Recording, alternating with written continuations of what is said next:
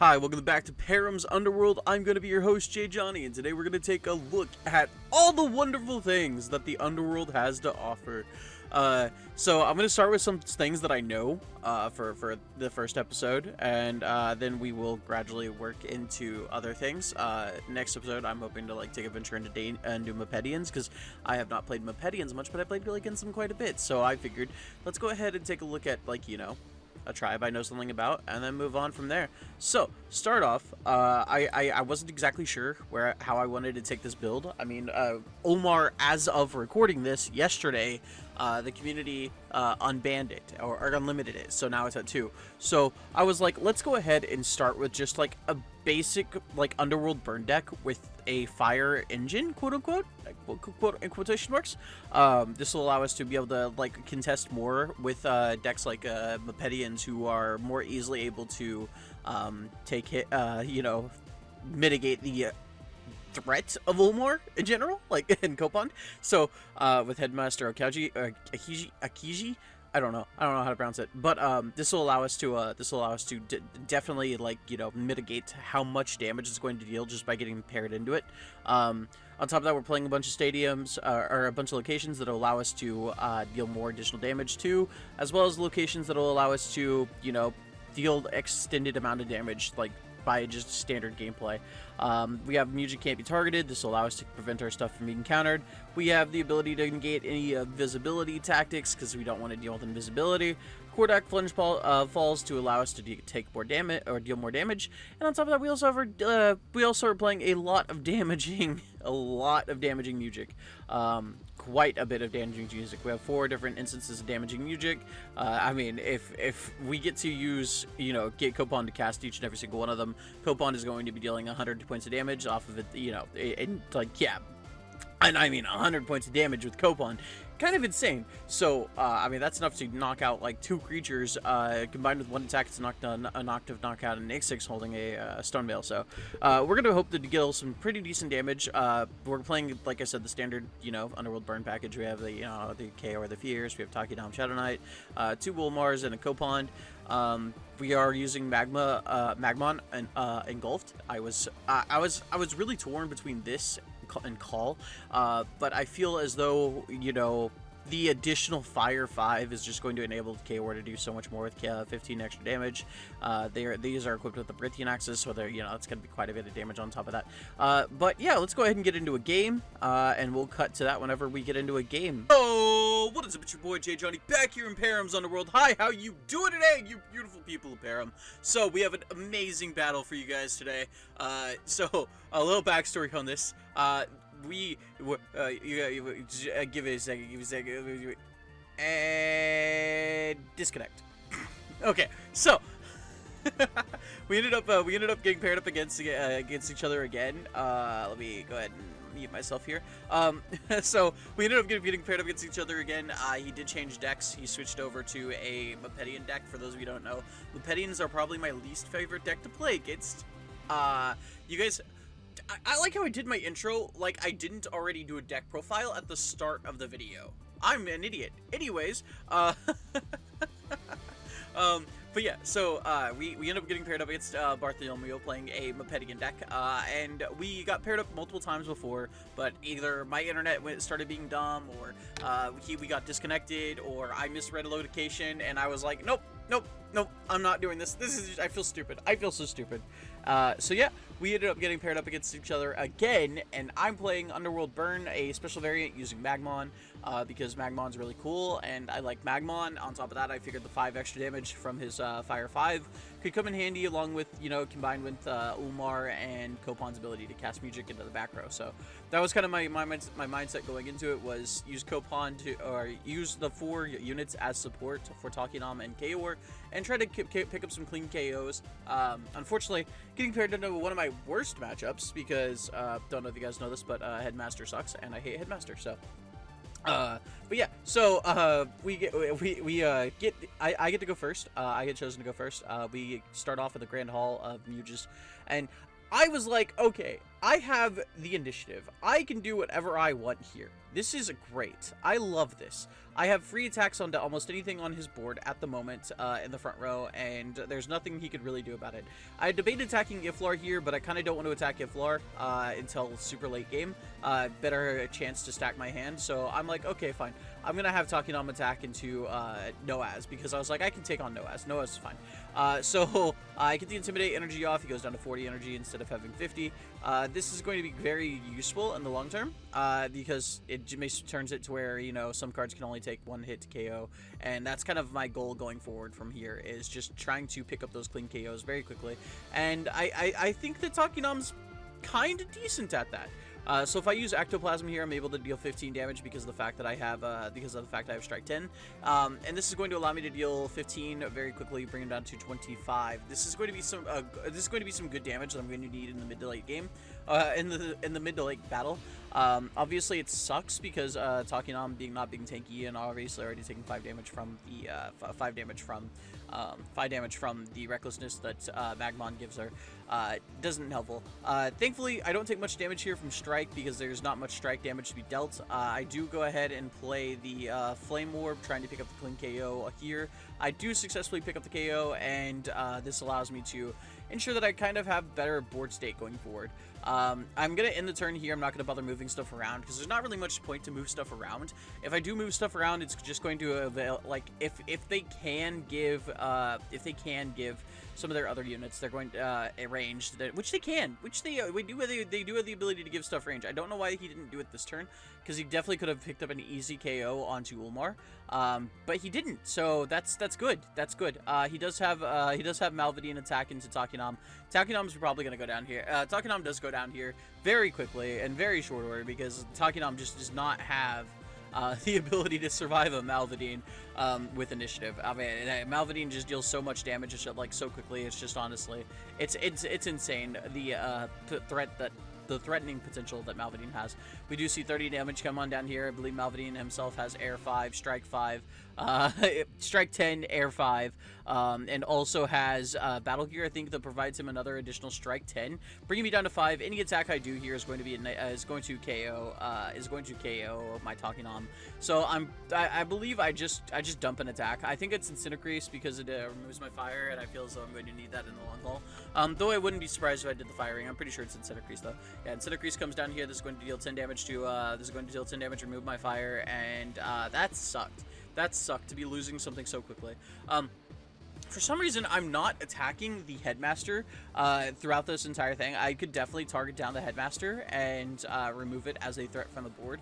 I think I'm just kind of trying to see if I can bait out any of his music beforehand, just to see what he might have access to. And I don't end up doing that, and that sucks because I would like to very much well bait those things out.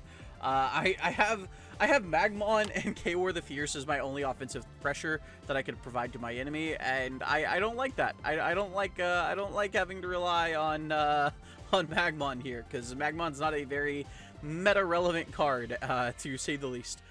We do see him go ahead and move stuff around. Yeah, I mean, Zelf is cool, Zelf is great, but Zelf I hate. So here I'm reading Headmaster and realizing for the about upteenth time that Headmaster says other, and I'm like, oh, well, I'm an idiot. So I do believe I have the Magmon attack Malvadine here because I feel as though if I can pick up a clean kill on Malvadine, I'm going to have an easy access to Zelf. He's not going to be able to retreat it very well. So I believe I end up attacking the Malvadine here in hopes of getting the surprise. Unfortunately, Colosseum does give him initiative, so he's going to get that strike essentially 15 because of the Air 5 in on me. But I feel as though it's really worth it. Like it's worth it to get that damage in. And I believe I move the Chaor up 1 just so I can assure that I can attack the Headmaster. If for whatever reason my plan to wipe him out by music or abilities doesn't work. And I end up passing the turn. I end up passing priority here because obviously I'm not going to activate, I'm not going to activate Ulmar right now. I do have Magmon attack Malvadine here because, again, Malvadine's going to be the bigger, is going to be the bigger threat overall. I move the Ulmars to a more safe position on the board for some stupid reason. I'm not just attacking with the Malvadine first, or I'm not attacking Magmon first. I don't know why.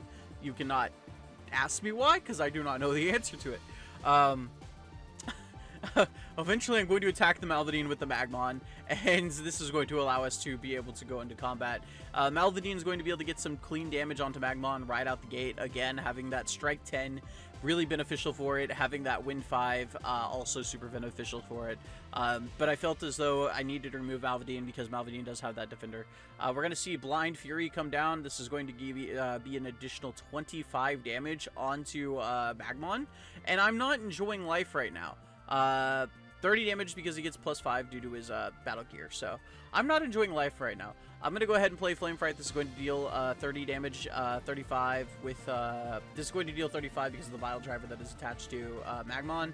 And I'm like, okay, this is going to be great. I'm going to get a decent amount of damage. But I'm pretty sure that this is going to get Melody and Mirage because of the fact that it is such a high damaging move. And I do pass priority here, expecting the Melody and Mirage, and I do end up seeing the Melody and Mirage coming down, targeting the Flame Fright. I hate Mipedians because they have so sneaky ways of doing things, okay? I can't wait until I get to play Mipedians, which is probably going to be tomorrow's video, but still. So we do see the Melody and Mirage canceling out my attack. We see a Flying Advantage come down here. That's just going to be 10 damage, I believe. 5 damage because of the fact I don't know why I don't know what his, I can't remember what his battle gear is, but it's fine. 5 damage comes down here. I'm going to go ahead and activate Force Strike. This is going to deal 20 damage, 25 because of my Flame Strike, or 25 because of my battle gear. The other attack would have dealt an additional 10, and I'm stupid for not realizing that now, like where I'm realizing it now, and that's why he used the Melody and Mirage, just because of that. So Meditative Leap comes down. This is going to deal 10 damage. I'm going to cast the Cannon to Casualty here, hoping that he's not paying attention to the fact that I'm have the ability to code the Headmaster. Cannon Casualty deals 30 damage. This will allow me to bring him down to 25. When combined, or bring it down to 15? 15? 25, 15? I think it's 55. It might be 45. I think that showed 45. But either way, allowing me to basically say that I can clean it up very easily with abilities or other music. So I am going to go ahead and cast Improvisational Melody here. This is going to be an additional 10. This is going to be an additional 20. So this is going to be 50 damage going on to the Headmaster. I don't need to do anything else here to code Headmaster, so I'm fine with this. He does something here that's very confusing for me as a player because, I mean, like, why would he do it? He casts a Song of Recovery, which allows him to contain energy to his creature. But the thing is the way that this burst resolves, it's going to resolve going down. And at this point, Headmaster hadn't taken any damage, so there was no damage that could have been recovered. I wisely knew that and didn't bother using Ulmar, and this allowed me to easily destroy that Headmaster. So I'm going to go ahead and cast the Song of Impression. I'm going to cast Improvisational Melody, targeting the Malvadine. This will allow me to deal 20 damage to it. Combined with Ulmar, I'm going to be able to pick up an easy KO. But even if Ulmar isn't enough to pick up the KO, I honestly could have. Yeah, I think I was fine to do this. This allows me to pick up the KO, and it's just honestly a very great offensive pressure that I'm able to put onto him, where I'm able to say this tempo is mine now. I didn't have to play the attacks in my hand, which is good because Firing would have knocked out my Magmon, and Consuming Flames would not have destroyed his creature. So it would have dealt 20 damage. With the Improvisational Melody, it would have destroyed the creature, but at the same time, I'm also opening myself up to getting hit with the Melody Mirage. But I'm pretty sure in this circumstance, I would have been okay with hit with the Melody Mirage. So I end up taking over the position. Zelf will be activated. This will give his creature Swift and range. I believe he gives that to Awakey. I believe he gives it to Awakey. And he's going to have the Awakey attack the Ulmar in the middle. I actually make a really stupid play this battle. A very stupid play this battle. So here I'm going to sack off the Phoenix Belt. Maybe I will. I'm going to sack out the Phoenix Belt before he has the ability to switch locations, because I'm worried maybe he has something that can turn off my locations. Maybe he has an ability that allows him to basically nullify my battle gear. And I'm like, let's go ahead and make sure that we just get this battle gear damage in right out the bat, right? Then I also activate Ulmar, I believe. I activate the other Ulmar, maybe, potentially. No, I don't. Maybe I do. Will I? I do. Okay, activate the other Ulmar, targeting down Awakey. Again, expecting like some dumb some dumb location that prevents me from doing anything. Which I was right. They got a location that prevents all non-attack damage. So I mean, I was not wrong in worrying about this concern. But I also did not read the location. I cast the cannon of casualty here, not reading the location. Yeah, I know he's slamming his head into the desk, going, "How am I losing this fight? I should not be losing this." This is when I finally read the location. I'm just like, I put my head in my hands in shame. Because, are you serious? Out of all the locations I could be dealing with right now, I get slammed with this. Why? Why? He goes ahead and activates Poison Steam. This is going to allow him to deal, I believe, 25 damage. And I don't want to take that, considering I'm playing as Ulmar at the moment. So I go ahead and I'm going to cast the, Elemental Denial here. 25, 15, 20, 30, 30? 30 damage. I think it's 30 damage. But I'm going to go ahead and I'm going to cast Elemental Denial here. This will allow me to remove all of the music that... this will allow me to remove the air element from his Awakey, and basically say, hey, you're no longer dealing elemental damage for the rest of this battle. And this will give my Ulmar a massive advantage when it comes down to it. Because it just allows me to take a lot less damage. I'm gonna go ahead and activate Consuming Flames here. This is going to definitely take out Awakey. This puts me in a wondrous position. Like, this is probably the single best position I could be in right now, because I don't realize that my Consuming Flame dealt damage. I am an idiot, and I do not realize that I used the other Ulmar to deal the 10 damage. I did not use the active Ulmar. I used the other Ulmar to deal 10 damage. So I am a massive moron. I am dumb. So I do end up dealing I do end up dealing 15 damage, bringing him down to 10. I deal 20 damage, bringing him down to 10 because of the Magmon ability. Again, Magmon coming in super clutch. I'm going to go ahead and activate Incinercrease here. It'll remove my fire, and this will allow me to pick up the KO. Again, I think both of us aren't realizing that I'm dealing an additional 5. I also think that I think he thinks that I used that Ulmar as well.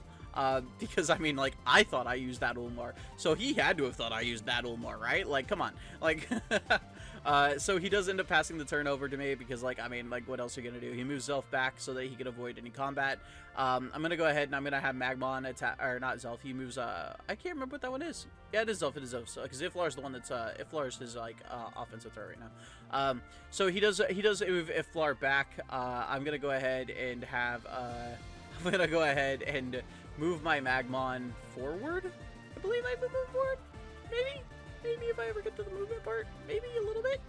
I do move my Ulmars away from Iflar. I'm gonna force him to use Music if he wants to attack my Iflar, because Zelf does have the ability again to give him range. So I'm gonna move my Ulmars to force that Music counter out. Move Chaor forward 1. I'm gonna move Magmon forward 1. Eventually, he's going to have to attack these. Even if he does attack the Perithium Rider, right? I still get to attack him with Chaor the Fierce. I still get to attack him with Magmon. I still get to attack him with Chaor the Fierce. And I mean, again, am I really threatened here? Not really. He does go into combat thinking he has the advantage with Crystal Cave. This will prevent my first attack from dealing any damage. I go ahead and Intimidate Energy 10. Something I disagree with happens on my first turn. I'm going to pass the turn to him whenever I realize it's my turn. If I ever realize it's my turn. Pass. Okay. So, something I disagree with here, right? He's going to activate Blind Fury. I'm going to take 10, 15, 25, 50? Wow, 40. Okay, that's a lot. I'm going to go ahead and activate Fire Ring here. I disagree with what's about to happen because I don't think that's how this ruling should work. I played the Fire Ring. The location says that the first attack deals 0 damage. What it means is it deals 0 damage to your opponent. You still take damage from playing Fire Ring in the Crystal Cave. So I feel very stupid right now. Very, very stupid. I feel very, very stupid right now. because I have prevented myself from dealing damage, and I feel really dumb. I'm gonna activate the Strain of Cash here. I'm gonna go ahead and target down. His battle gear using Coupon to cast it. I'm gonna go ahead and sack off my Chaor to destroy his battle gear. This will minimize the amount of damage I'm taking here, and I believe Fire Ram can pick up the KO. Something interesting is about to happen, and I think it's funny. I think it's funnier than it should be. Maybe. He passes after reading Strain of Ash to make sure he understands what it does. Passes. I pass to him. Yeah, I pass priority to the attack step. Strain of Ash resolves. It destroys my Chaor, which destroys his battle gear. I take 10 less damage. This saves my Chaor so that I can go ahead and attack on my next turn. I'm going to activate Flame Orb here. Literally, my thought process was maybe he doesn't realize that Magmon gives an extra fire 5, because what it looks like right now is that I deal 30 damage, because it looks like I deal 10 off of Chaor's fire 10, and then Flare Orb here will deal, Flame Orb here will deal an additional 20, meaning it'll total up to 30. So if he's not paying attention and he doesn't see the Magmon, then it's going to get the KO.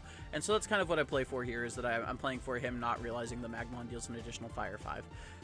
And it works out in my favor, surprisingly. I'm actually surprised at the fact that he takes a second to do the math, and he's like 30, 30, 30, 30, 30. And since Iflar is untargetable card effect, of course, he's not thinking about it. And so I end up getting the KO with the Flare Orb on exact damage, because because he doesn't realize that Magmon deals an extra 5, and I end up not cleanly getting the win, but I definitely do end up getting the win. I mean, 5-1 looks clean, but I mean, if Chaor lost that fight, I don't think Magmon could have been able to take out. I don't think Magmon could have been able to take out Iflar, simply because Iflar is untargetable. So I got really lucky here, and I definitely think that shows. He did have another, we did talk afterwards, and he did have another Melody and Mirage, so he definitely could have reduced that damage to 0, so it was definitely good on me for not playing Fire Ram. But at the same time, understanding that that was a win con that it was available to me, I gotta give myself credit for that. So, that being said, if you guys enjoyed this, let me know. Like, this is fun. This was a fun match to record. This is a fun match to play. I didn't expect to have this much fun while playing against Mipedians. And tomorrow, I'm going to be playing a Mipedian build. I'm probably going to go Invisibility just because it's the easiest deck for me to play, since it's the one that I understand the most. And then work towards a War Beast one, and then the preceding video. If you guys have any ideas for decks I should play, go ahead and leave them down in the comment section down below. If you guys, have a deck pro you guys want to see, go ahead and tag me on Discord at JadeJonny in the Chaotic Discord channel. So, that being said, thank you guys for watching this video, and we hope to see you again inside of Perrim's Underworld.